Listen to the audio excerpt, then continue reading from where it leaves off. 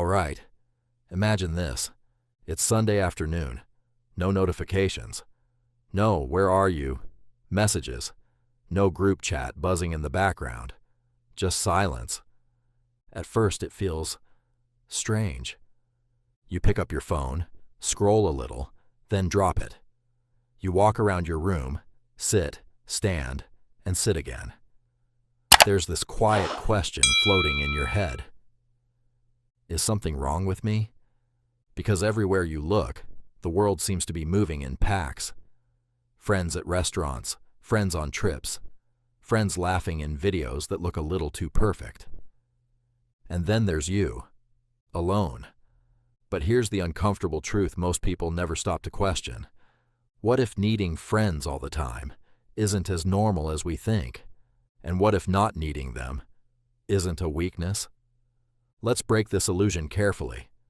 From the moment you were born, you were trained to believe one thing. Connection equals survival. And biologically, that's not wrong. Thousands of years ago, being alone meant danger. No protection, no backup, no tribe. If you were isolated, your chances of survival dropped dramatically. So your brain evolved a system, a deep, emotional alarm, that pushes you toward people. That's why loneliness feels heavy, not just emotionally, but physically. Your brain doesn't treat isolation as a preference. It treats it as a threat. But evolution doesn't create copies. It creates variations. And some people are wired differently. Have you ever noticed this? Some people walk into a crowded room and instantly come alive. They talk louder, laugh more, feel energized. It's like people recharge them. But then there are others, maybe you, who feel the exact opposite.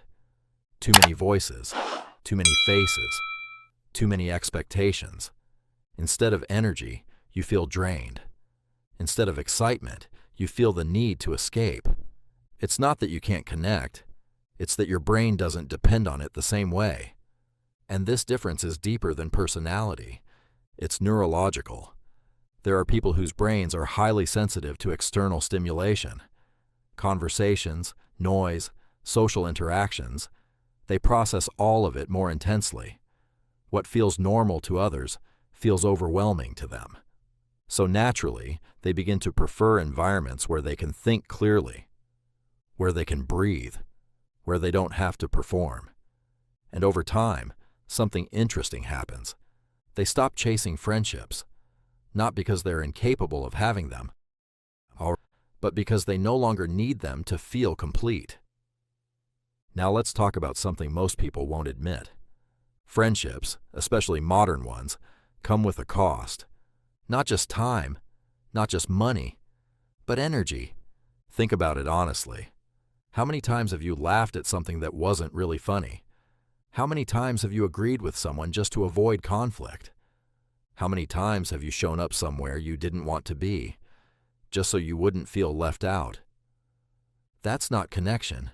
That's maintenance. And for some people, that constant maintenance feels exhausting. So they make a quiet decision.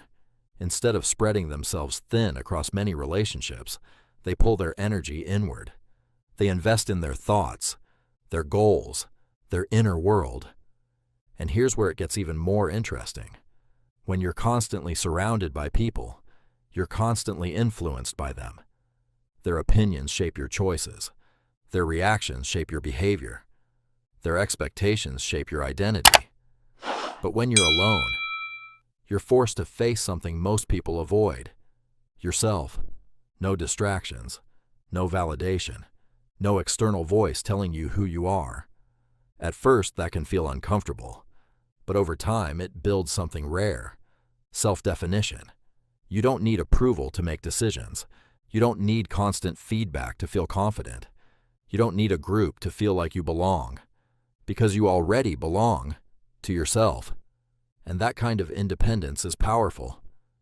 But let's not romanticize this too quickly. Because not everyone who has no friends is living in peaceful solitude. For some people, isolation isn't a choice. It's a reaction, a defense. Maybe they were ignored, rejected, betrayed, Maybe they tried to connect, and it didn't go well. So their brain learned something simple. People bring pain, and instead of risking that pain again, they withdraw. They say, I don't need friends. But deep down, it's not that they don't need connection. It's that they don't trust it. So here's the question you need to ask yourself, and be honest. Are you alone because you've outgrown the need for constant social validation? Or are you alone because you're afraid of being hurt again? Because those are two very different things. One is strength, the other is protection. And confusing the two can keep you stuck. Now here's the final piece most people overlook. Some of the most focused, creative, and self-aware individuals in history spent long periods of time alone. Not because they were antisocial, but because solitude gave them something the world couldn't: clarity.